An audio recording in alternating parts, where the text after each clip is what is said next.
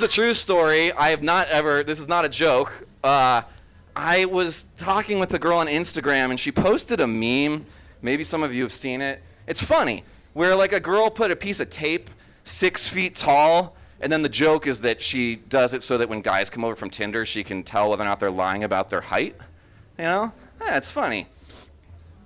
And I said, yeah, I mean, I do the same thing with girls. I put a scale under my couch cushion, and... Oh! What happened to body positivity, huh? It's fine if it's a fucking guy. What the fuck? You can't really do anything about your height, okay? I'm just saying. I'm gonna end on that. Thanks, guys. I'm Eric Berry. Hey, Eric Berry. Thanks for doing it, Eric Berry. I am impressed. Yes, my name is Eric. You are listening to Eric on the World. It is 6:45 p.m. Pacific Daylight Time on Sunday, June 6, 2021. Getting it done before dinner time, guys. And if you just heard that lovely clip of me doing stand-up, that was a fun one. I was not planning to go up. I was very unprepared, but I was going to judge a comedy show. And then my friend Pam Benjamin, running the show, said, why don't you do some time? And I just froze. And I decided, I got the few jokes in, and then I decided to end on that very true story. And I just, first of all, it was a joke meme that she shared, which was funny. It's a funny meme. But how is it that people, maybe of a particular gender, can't recognize the hypocrisy in what's happening here? Literally, it's flipping it right back and turning it around and saying, cool, you have particular things that you like in your partner, and so do other people. But when those things that the other person likes seemingly affect or criticize your own looks, then it's not okay. But as I said, is it in the joke, which, you know, maybe there's a little truth to it, you can't really do anything about your height. The other stuff, a little more flexible, right? Oh my God, she got so mad at me and then was like, oh, but women struggle with this. I'm like, yeah, so do guys. Guys struggle with, I'm fucking struggling with my weight all the time. I talk about it on this podcast. Not only that, guys are also struggling with their height. Enough so that they're fucking lying about it all the time, apparently, on their Tinder profile. So, yeah, I do think that they also feel the pressure, you know? I am happy, though. I got to do some comedy. Things are opening up on my Instagram feed in Germany, and it makes me feel like, damn, I wish I could like cut the time in half that I was supposed to stay here, because I'm supposed to go back. I'm going to Barcelona July 5th, and then I was presumably going to stay there like until around the 15th, go back to Berlin. May 21st was too early to make this trip. I wish I could have just cut it in the middle, because it does seem like people are having a shit ton of fun in Berlin, and finally the weather's really good, and I am seeing people perform comedy, so I'm so excited to get back and hopefully start doing that, because the one time I got to perform comedy in Berlin, it went very well and was a ton of fun, and I can't wait to just explore that scene even more. But one of the reasons I was going to stay longer here is because I was trying to get some fucking medical stuff done. As I mentioned on our New York City Corona podcast with Dustin Hempstead, I've had a thrombosed hemorrhoid since about April, maybe March even, of fucking 2020. Couldn't see a doctor in Ecuador. It was too, that was a little scary, weird going to a hospital at that time. Then I tried to get it done in New York. I just had a colonoscopy. I had an exam, but the surgeon wasn't working. And then I come here. While I'm in Turkey, I try to get healthcare set up. God, it's just the worst, the Medi-Cal system here in California. Getting the runaround, not getting calls back, getting prescribed wrong medications, getting sent medications to wrong fucking pharmacies that don't take your insurance, getting assigned to doctors that don't take your insurance, getting assigned to doctors that are 45-minute drive away, and I don't even have a car. Like, it just goes on and on and on. And I'm a single fucking white dude who has some time on his hands. I don't know how these single mothers with, 3 kids and 5 jobs, whatever, like how they're surviving. They literally, like, the system here depends on winning this war of atrophy, of just making it such a imbroglio, is that the right word? Complicated mess to get through, where people just give up because they don't have the time, and meanwhile all these people are collecting their checks, and I just fucking, man, I don't know. With the way I've been eating and drinking, like, I could be pre-diabetic right now. I could be on the precipice of liver failure, and I wouldn't even know it. And then someone's going to find this podcast clip on YouTube, 3 years from now and be like, God, if he'd only known. Because of my fucking shitty healthcare here. I am here, though, at Hip House, Hip Co-op. And I didn't know this. I found out that this is the former Chateau Co-op, which when I was an undergrad, 03 to 06, this co-op was known as like this crazy, super rowdy place that literally, like, the cops are being called on all the time. And I don't know, there's like people shooting up. They had a pool in the backyard with like shopping carts in it, and just like dirty, grody punk rock, but like still very loving, but like people setting stuff on fire all the time and punching holes in the walls, and like real kind of like anarchy kind of feel to it. And I actually knew a girl in my male sexuality class who was a stripper, who lived here.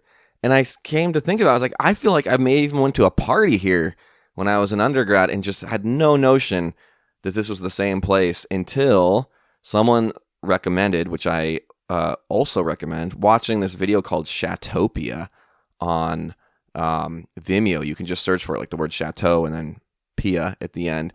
And it's an hour long, like shot super in 2000 style looking look into what this house here used to be like. And you can see the pool, which they literally paved over when they rebranded this as Hip House and made it into a grad school place.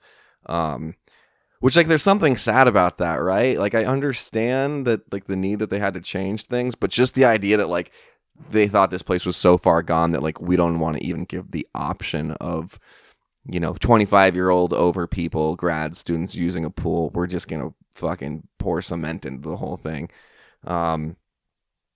So that's really cool history, though, to know about this place. Definitely totally different vibe now.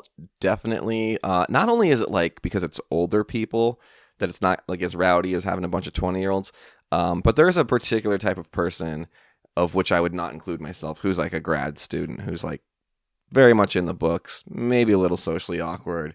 Maybe the first thing on their mind is not pushing a shopping cart into a pool. Sometimes with someone in that shopping cart, we did have last night, like, we were supposed to have a karaoke event. It didn't come to fruition, which made me very sad. Like I said, there's just kind of like a little bit like a lack of thrust in terms of wanting to do things socially here. But I was excited because I had a couple friends over, and one of them, my buddy Scott, I had not seen since like December 2013, and even before then, not so much. And we were like best friends in college. I loved the dude. Some things got a little weird for particular reasons, but like our Scott and then our mutual friend Jeannie all met up, and we were all friends in college. And I'm here back in the co-ops in Berkeley, and that made me feel like I was stepping into a time machine. That was like the good old times. We got some dinner, some good Chinese food at some place called Chef Yu's on Telegraph in Oakland.